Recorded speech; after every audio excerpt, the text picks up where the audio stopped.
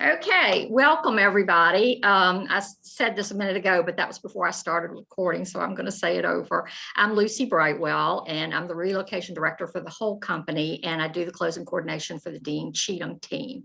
And before we get going on the closing coordination part, I just would like to make sure that everybody understands how the relocation segment works. If you have a client or a family member or a friend of a family member, anybody in your center of influence that wants to do a transaction that is in an area outside of your service area, just get their permission to let you help them find a good realtor in that area. Shoot me an email. That email is relo@htrsi.com. Let me know your client's name, their contact information, and the area that they want to buy or sell. Let me know if it's a buyer or a seller transaction. If it's a seller, I'll need the property address. And then I will do my best to find somebody that gets really good reviews and get you 25% broker to broker referral fee. You get that just like any other commission. It's subject to whatever your regular hometown split is, but it's a paycheck. So, just because they want to do a transaction in an area outside of your service area, don't let that stop you from trying to help them and ultimately getting a paycheck. So, that's that. All right, I am going to share my screen and get started on the contract to close portion. Well, bear with me for just a second.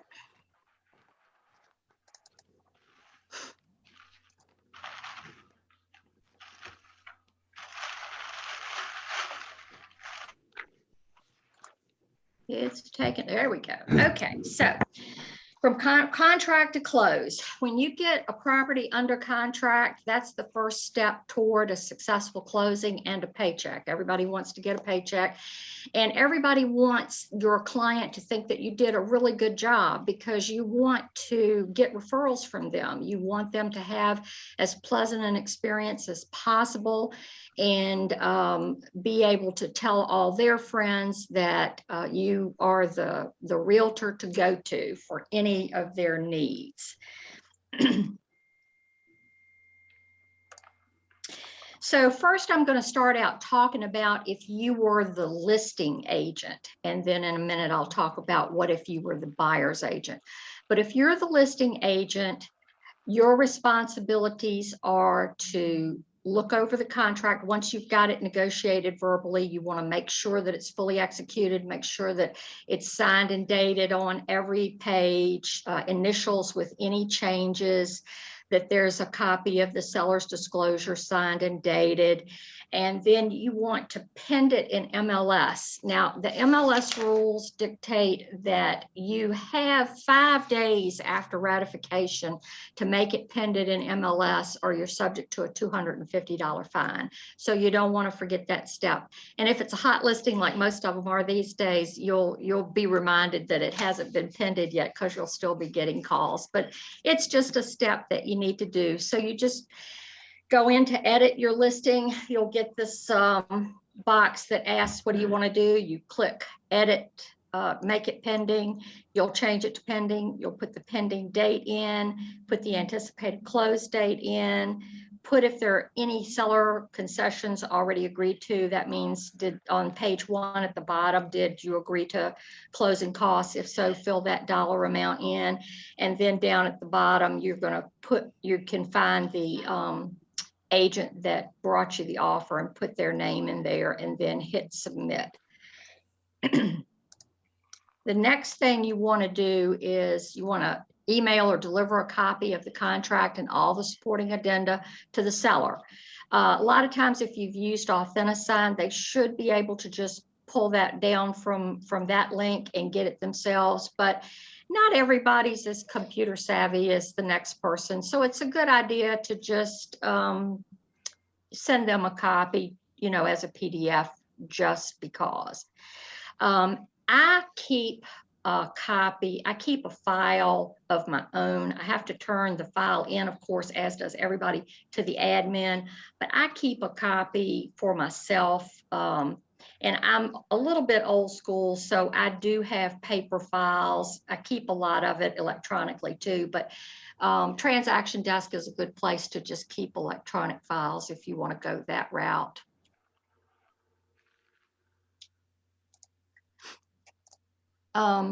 So some more administrative tasks. You want to be sure that you've got a copy of the buyer's pre-qualification letter. If you didn't get it when they submitted the offer, you want to make sure that you get that. You want to find out who the seller and the buyer are going to use to close and to do deed prep. You want to make sure you have the correct lender's name. Ask the lender who their processor is, because that's the person that's really going to give you the best information about the process, of where they are in the process of the loan.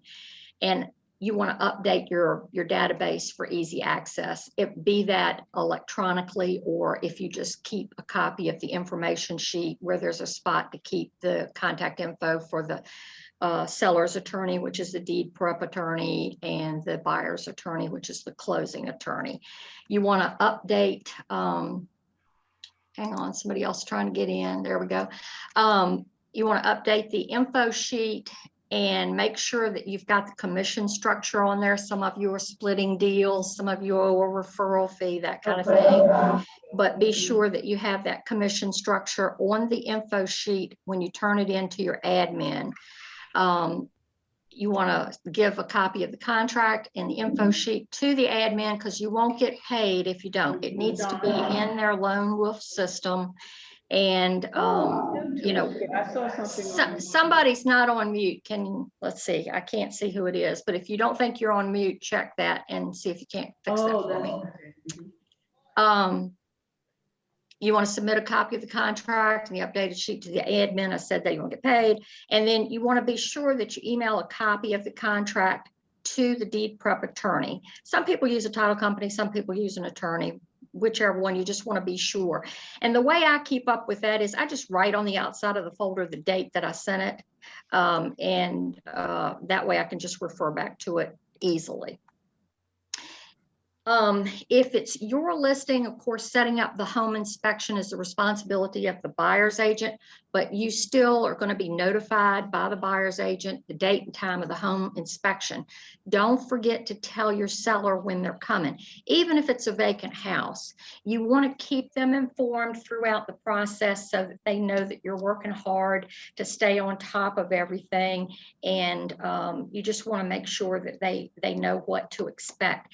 And I like to set expectations when I notify the seller that the inspection is going to be tomorrow at noon. I want to tell them that we seldom get the results of the inspection the same day that the house is inspected, but we will share the results with them just as soon as we are sent the results and the written request for any repairs, if there are any. And then that way it relieves a little bit of anxiety on the seller's part, to help them, not be so anxious. Well, gosh, they went at noon and it's 3 and I haven't seen anything yet. And then also, they're not going to be picking up the phone and calling you, and you've already set that expectation. So when the inspection addendum comes in, you want to negotiate that with the buyer's agent through communication with the seller. Once everybody agrees to what's going to be done, you want to send the seller a copy of that fully executed addendum as a reminder of what they've agreed to do. And then you'll forward a copy of that to the seller's attorney, and you update your file and the admin's file. And the reason you want to update the admin's file with that kind of thing is, suppose something happens and you have to go away for a family emergency in another state, or you get really sick and somebody has to take over your files. If everything is in the file that's at the office, it just makes it so much easier on everybody to take over and help you get to the finish line. Anybody have any questions so far? I'll stop again in a minute and ask for questions too. So, if you want to save them till the end, that's perfectly fine. The termite inspection. The termite inspection and the well and the septic inspections can't be older than 30 days at the time of closing. So you want to, I keep a little Excel spreadsheet of close date so that I can work backwards. And that way I know when it's time to order termite inspection or well or a septic inspection. So you want to ask your seller if they already have a pest control company in place, and if they want to order it through them, do that. A lot of times they think they have a contract with a pest company, and it'll turn out that the paperwork that's needed for a real estate closing is not included in that contract. So get them to make that call, see how much it's going to cost. We have a great guy that does Dean's and our whole team's termite inspections for $50. Most of the larger companies are going to charge $75 to $105. So they'll love you if you can save them some money. So just get them to check that out and figure that out before you order it.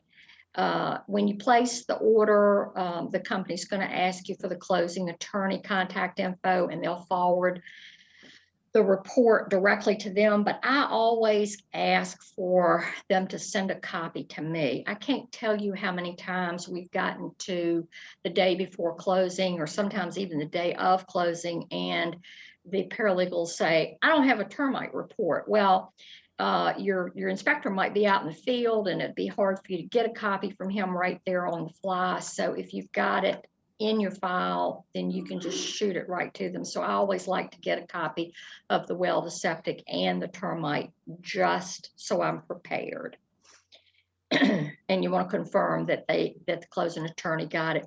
And if there's a lender, which there almost always is, when the lender sends their final closing instructions to the paralegal, one of the things that's going to be on that list that the paralegal has to have before they can close is a copy of the termite inspection. So it's just important that it be there. Okay, did I skip? Nope, I didn't. If there's a homeowners association on the home that you've got listed, it's the seller side responsibility to order the HOA package and deliver it to the buyer's agent, as well as the closing attorney and the seller's attorney. And you want to do this as quickly as possible. It's one of the contingencies that a buyer can use if they're getting cold feet. And sometimes it's legitimate. Sometimes they'll say, oh my gosh, I didn't know that I couldn't park my 45-foot RV out in front of the house. And so it is a way for them to get out of the contract with no penalty. They'll get their deposit back, and you'll have to put the home back on the market. So you want to order this HOA package and get it to everybody as quickly as you can right after you get a ratified contract. Home warranties. Paragraph 20 of the purchase agreement will say whether the purchaser wants to have a home warranty and who pays for it, or if they decline. Typically, if the seller is paying for the warranty, then the listing agent orders the warranty. But either side can order it. So just if it's there, if they want a warranty, touch base with the agent on the other side. Make sure that one of you is ordering it so that there aren't two ordered. And then make sure that the closing attorney and the deed prep attorney have a copy of that, because that's going to be something that's going to get charged to the seller's funds at closing. If the home is heated with oil or propane, in the contract on the first page, it states that everybody agrees that whatever oil or propane is left in the tank will be prorated. For oil companies, I think most of them are still doing proration letters. So all you have to do is find out who your seller uses for their service provider give that company a call and set up a time for them to do the proration. And you want to try to do it about a week before closing, because especially this time of the year, you know, they're probably still using a lot of the oil. So you don't want to do it too far in advance. You want it to be fair and as accurate as possible. And in the last couple of years, more and more propane companies are refusing to do a proration letter. So what you have to do in that case is get the seller to snap a picture of the gauge on the tank for you and just text it to you, email it to you, something like that. And if it's a vacant house, you may want to run over there and do that yourself instead of asking the seller to do it, just provide that service. Then you'll call the service provider, ask them what the current rate of the propane is and what size the tank is. And then you'll just do your own little addendum and say that, you know, according to the attached picture of the gauge, there's 50% propane left. It's a 120 gallon tank. So 60 gallons at $3.50 equals, and then fill out whatever that comes to. And the purchaser agrees to pay the seller that amount at closing for the remaining propane. I think I've talked about the well and septic inspections, but they also can't be more than 30 days at closing. But I will tell you, you don't want to wait until the last minute. We've had a couple lately that have really come back to bite us. If the septic fails, it can take quite a while to get that repaired, and it will delay closing. So I always try to order the well and septic maybe like 40 days out, but don't set the inspection until they're within the 30-day time frame. And then that way, if there is a problem, it'll give you a little bit of time to get it remediated. And then you want to send those, make sure those reports go to both the deed prep attorney and the buyer's closing attorney. Usually these companies are perfectly fine with being paid at closing from the seller's proceeds. So you'll see that on the CD when you're reviewing it. Follow up and more follow up. Communication is key. The clients, they want to hear from you. They want to know what's going on. So just touching base with them every so often, even if you don't really have any news to tell them, just, you know, give them a call, a text, however they prefer to be communicated with, and just tell them you're on top of everything. And they'll really appreciate that. And again, it's all, you know, getting you those good referrals that you want, the reviews that you want. Reviews are key. A lot of people will pick their realtor based on your reviews. So when the appraiser contacts the listing agent, which that's what they're supposed to do, they're supposed to contact the listing agent, let you know what day and time they want to do the appraisal. You want to let the seller know when they're coming. It's not very important for the seller to be gone like it is with the showing. If they want to stay home or they need to stay home, it's perfectly fine.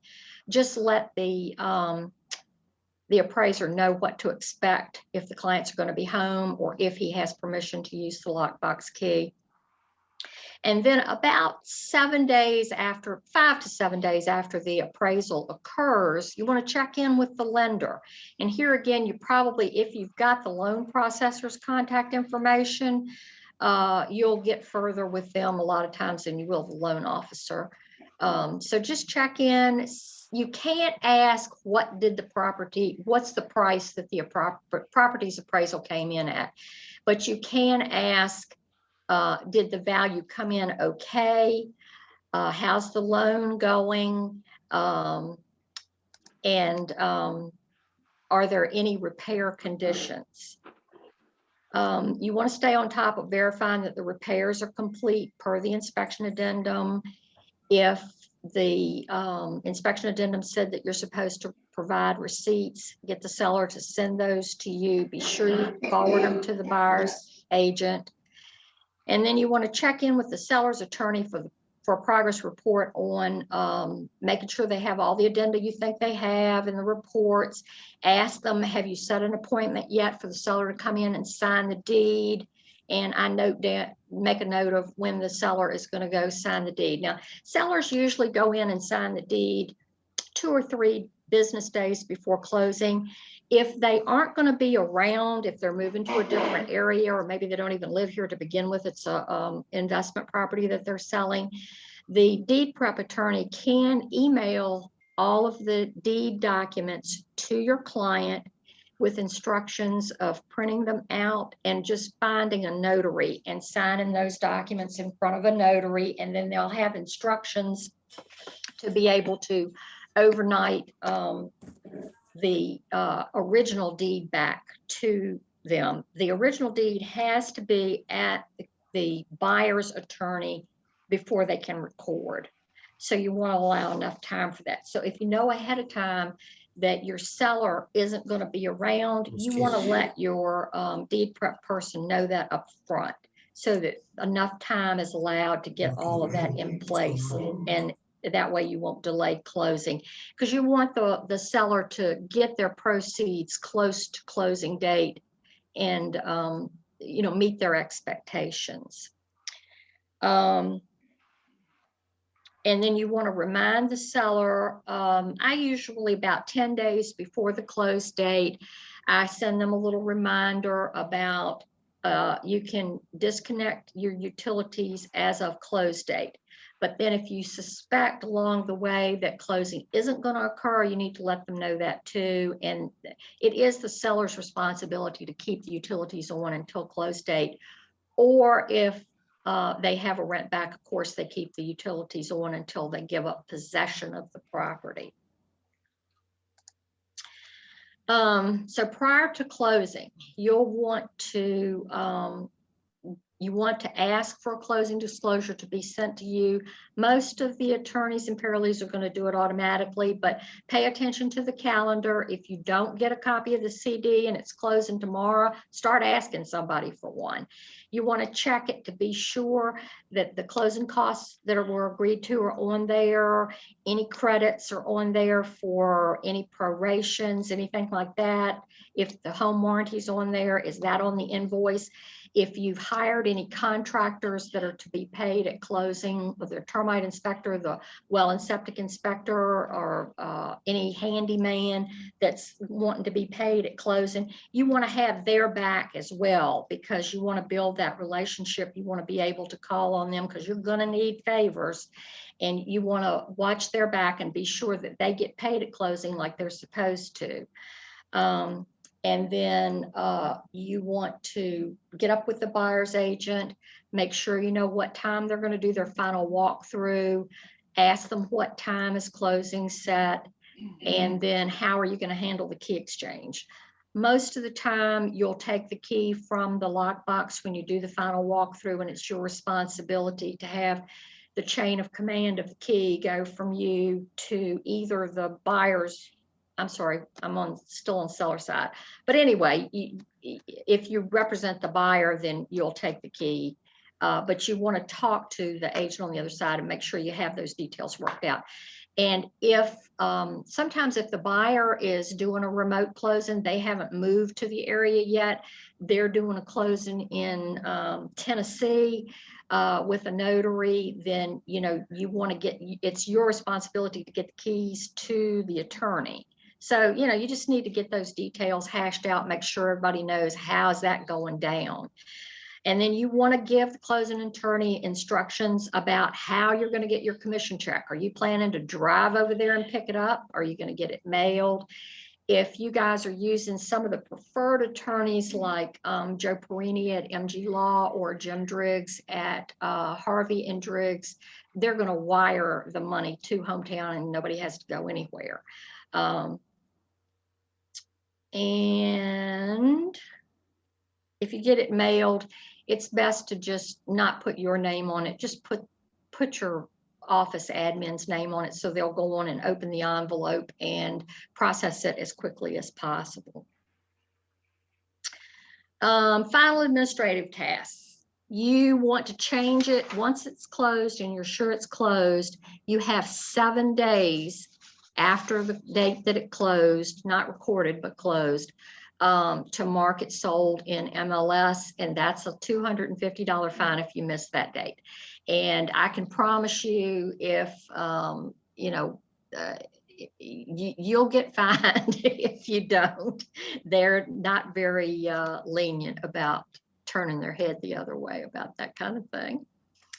Update the info sheet if there's anything new. Copy and scan the CD. Sometimes people are going to ask you for that CD. They'll come to you instead of going to the paralegal every time when they need it at tax time. So I like to keep a copy in the file. And then I guess a lot of you are using Buffini, but whatever database you're using, I have created in our Buffini system, I have a little, I make a group. You go into manage groups and I make a group and I'll say closed 2020, and I'll change that seller's contact record and include their status in with the group closed 2020. And then that way you can go back and you can see, okay, so who did I work with last year, or who did I work with the year before that? And it's an easy way to extract those names and get a list of those names. And I don't know if any of you are also using it for anniversaries, but if you put your transactions in Buffini, then it will notify you that Kathy Stewart closed 2 years ago today, and you can give them a call and say, hey, happy home anniversary, or you can send them a message or maybe do a pop by. It's just a nice way to let them know that you remember them giving you the opportunity to represent them in the sale. So send a thank you letter and or a closing gift. And there's just all kinds of things that you can do. Right now, we've got, it's a insulated grocery bag. It's got a hometown logo on it. It's got Dean Cheatham's name on it, just stitched in. And we fill it with things like paper towels and Windex and some disinfectant spray and magic erasers and things like that that people are going to need the day they're moving in. And we just hand that to them at closing. Now that's if we're representing the buyer. Of course, seller, probably give them a little gift card, find out what their favorite restaurant is, and give them a gift card and a nice thank you note. Okay, so now we're going to talk about the buyer side, and it's basically, a lot of it is exactly what I just went over, except now instead of on the seller side, you're on the buyer side. So most of the previous items that we talked about are the same, but the key differences are the pre-qualification letter, the escrow deposit, the home inspection, and the addendum, and the appraisal. It's your responsibility to find out who your client's using for a lender and get a good, strong pre-qualification or pre-approval letters, even better, from the lender, so that you've got that in hand to present with the offers. It's your responsibility to get the escrow deposit or see that they mail the escrow deposit to your admin. And if you get it mailed, as you know, there's a place in the contract to check how many days you think it's going to take. It's your responsibility to pay attention to the date. If you gave yourself 10 business days and the contract was ratified yesterday, then you need to set the home inspection up. If you miss that window of time that you gave yourself to conduct the inspection, then technically the seller is not contractually obligated to make any repairs. You can still ask them to, but it depends on the person, their agent, and again, technically they don't have to make any repairs. So pay close attention to that date and don't miss it. And then you want to be sure that the lender, you want to work with the lender and be sure that he's collected the money from your client to order the appraisal, and that the appraisal gets ordered in a timely manner. If you should find yourself 3 weeks from closing and the appraisal hasn't been ordered, something isn't quite right and you need to find out what's going on. Okay, so same thing as before, only this time you're on the buyer side. You want to check with the lender for the appraisal results, which means you can ask them, did the value come in okay? Were there any repair conditions? See where you are with loan approval status. Are there any conditions? There's always going to be last minute conditions. For example, just before closing, the lender has to do an employment verification. They're going to pull their credit and make sure they haven't done anything silly like purchase a car during this process. So most lenders are real good about counseling your clients, but it doesn't hurt for you to be educated in that and to counsel them as well, and just say, hey, I hope your lender told you, but don't go out and buy $10,000 worth of furniture. Don't go out and buy a new car, because it will change your credit score and your approval rating, and it could potentially keep you from getting the house. So that's always something good to know. You want to contact the seller's agent and ask how the repairs are going. I try to do that about 10 days before closing to make sure that they are fulfilling their obligation to make the repairs that they agreed to make. And then talk to your client, recommend homeowners insurance. They have to get that to the lender before the loan package can go out. We love Riverland Title, but I'm sure everybody's got their own little center of influence. Anybody that you know that's good, it's fine to recommend them. But when you do recommend companies like that, just be sure they know, hey, don't forget to, return the favor. If you hear anybody talking about buying or selling, don't forget to pass my name along or get permission for them to give you the potential client's name and number. Remind your buyers to schedule utility connections for the day of closing or the day of possession, if that's different than the day of closing, because there's nothing going to make anybody any madder than to walk into a house with no running water or no heat because nobody told them or reminded them that they needed to set up electricity and water and sewer and all that. So just remind your folks to do that. And you want to update them and say, hey, I asked about the inspection repairs. That's going good. I got the appraisal results. Oftentimes the buyer is going to know the appraisal results before you do, but it doesn't hurt to let them know that you're trying to stay on top of it, and you know too. And then check in with the closing attorney to determine that date and time has been set for them to come sign everything, and that the buyers have the instructions about wiring funds or getting money to the buyer's attorney for closing. And then you want to coordinate the final walkthrough with the seller's agent and arrange for the key exchange that we talked about a little while ago. Make sure you know how are you getting the keys to your client so that they can get in the house that they just bought. And that is it. So if anybody's got any questions, unmute yourself and feel free to talk. Lucy, is there any way for us to have access to those slides? Yes. Just a lot of useful information. Yes, I will. I'm going to take a little picture of you guys, everybody's name.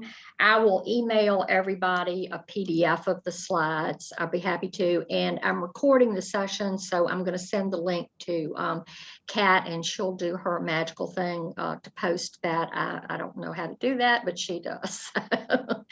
Yeah, I appreciate everybody attending. And those of you that are new to Hometown, welcome to Hometown.